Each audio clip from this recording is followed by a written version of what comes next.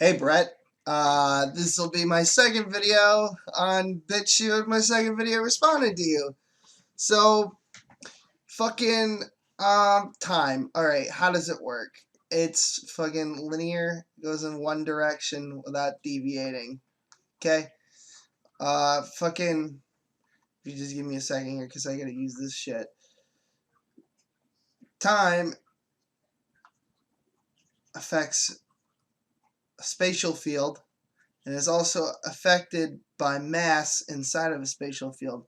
So if you have an object in the middle of a spatial field, that field has weight now because of the Higgs boson inside the atomic mass of the object.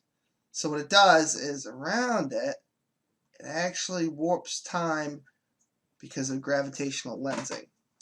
Now, time in and of itself and entropy are not necessarily interlocked. So if you live in a flat system, a flat universe, in the physics sense, flat, and not like a flat Earth, like I said before, it means that when time and space exist, it doesn't necessarily mean that entropy is a factor, although it may appear to exist under entropic principles. So, the observation of time moving slower, actually, it isn't even really visible or noticeable. It's because of how relativity breaks down on a quantum level. So, the smaller the thing is, the less the greater the effect. And when I say smaller, I mean in relation to a person. So the reason that we age and the reason that we see age isn't actually because of entropy. It actually has to do with our DNA.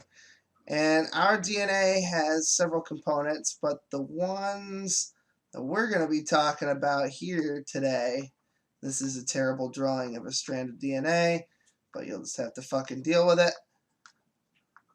For our purposes today, we're going to be talking about, and again, biology is not my realm of interest or expertise, but I'll do the best I can to explain. The maximum age that you can live to is determined by these things at the end. And these are called telomeres. The length of your telomeres will determine how long you live, and the length of these telomeres tells the body when to start storing lipids, making the cells grow slightly larger, sometimes abnormally larger, and they start storing these fatty acids called lipids, and they fill up the cell and they make it expand, making it more difficult for DNA to replicate inside of the cell. The cell that undergoes cellular mitosis, which is just a fancy word that means cellular division. And sometimes the DNA doesn't copy correct, and that's how you end up with cancer.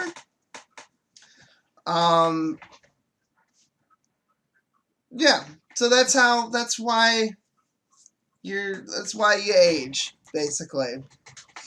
And it doesn't, like, when you age and gravity is having an effect on aging in space, because of gravitational lensing and how that affects time, it means that on an atomic level, which is the most important level when it comes to aging in the human sense, it slows down fractionally the metabolic rate of your cells, causing these cells to store lipids less, even if you're at the further end of the aging spectrum. So a geriatric, for example. So it's all about what's happening on the atomic level, because that is where entropy and space-time and quantum physics starts to break down inside of relativity. So the reason you age and the reason you die, other than, viruses or somebody, whacking you across the head with a fucking Stilson wrench and giving you a permanent brain damage, and then your family pulls the plug because they don't want to deal with your vegetable ass. It's actually an accumulation of stuff rather than a loss of stuff. Because as things start to spread out in the universe, and we talked about this in the last video, this would be background radiation from the Big Bang, forming a pseudo wall of what you might call entropy. And then here are some galaxies all over the place as things, and then we'll just say, for the sake of saying so, we're right here. As things start to spread out in all of these directions,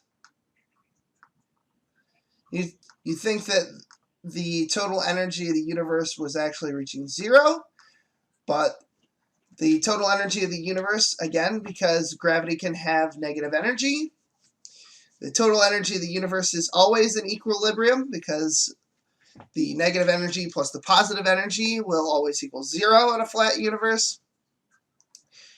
As this starts to spread out, things start to get more complex, which, in that physical complexity, you would expect to see life, even if it's just in isolated pockets of the universe. And you end up with the beautiful system of the universe that we see today. So that's about it. I wanted to answer your time question. I finally got my account verified. I had to do it manually. I had to talk to somebody, so now I can upload more videos. And now I'm going to go back to fucking recording my next video for fucking YouTube or BitChute or whatever, which has nothing to do with fucking any of this. Thanks for your time, Brett. I'll fucking see you later.